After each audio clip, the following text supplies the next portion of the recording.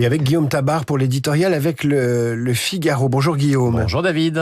Après l'annonce des droits de douane par Donald Trump, Emmanuel Macron a multiplié les réunions à l'Élysée. Peut-on dire que la guerre commerciale remet le président au centre du jeu politique français ?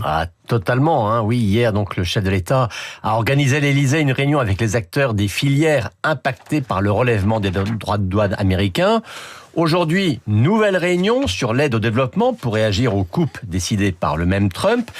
Hier encore, autre réunion, toujours à l'Élysée, avec des ministres pour travailler aux mesures de réarmement, elle-même consécutive au retour des menaces internationales. Oui, Emmanuel Macron a retrouvé pleinement un rôle qu'il affectionne.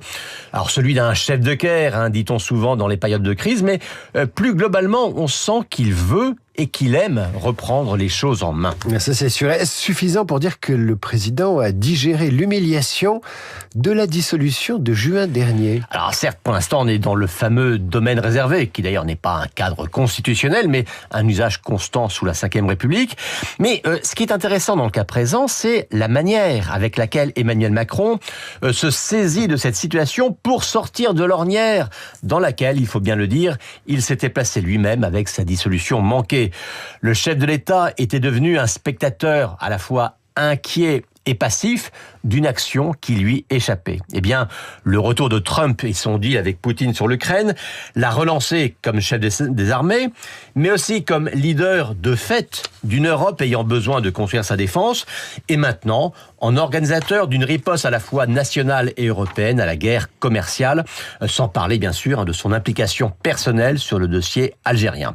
Et à la manière dont il joue son rôle, on sent à quel point il a dû être frustré par ces mois d'effacement obligé. Et puis pour rester sur la scène nationale, on voit un contraste entre un président redevenu hyperactif et un Premier ministre accusé jusque par les siens d'immobilisme. On semble finalement retrouver une hiérarchie au sommet de l'exécutif, conforme à ce qu'elle était, au temps où Macron disposait des pleins pouvoirs. N'est-ce pas tout simplement dû à la prévalence des questions internationales dans cette période particulière ? Oui, en grande partie, mais pas uniquement. Quand Michel Barnier était à Matignon, il revendiquait de jouer pleinement son rôle sur les questions européennes. Là, Bayrou ne le cherche pas vraiment. Et puis, Emmanuel Macron, il ne laisse rien traîner, si l'on peut dire. Dans son allocution du 5 mars, il avait annoncé la nécessité de relancer l'effort de défense, mais à charge pour le gouvernement d'en trouver les modalités. Mais depuis, c'est toujours le président qui passe son temps à relancer son Premier ministre et qui le presse de remettre sa copie. C'est lui aussi, Macron, qui réunit les ministres autour de lui, qui leur donne directement des consignes. Il y a eu aussi un autre exemple, il y a quelques jours, un conseil écologique. Là encore, c'est le chef de l'État et pas le chef du gouvernement qui a animé la réunion, distribué les tâches aux uns et aux autres devant un Bayrou très discret. Donc oui, on l'a compris, Macron a repris la main et ça lui convient très bien. L'éditorial de Guillaume Tabar à retrouver sur lefigaro.fr.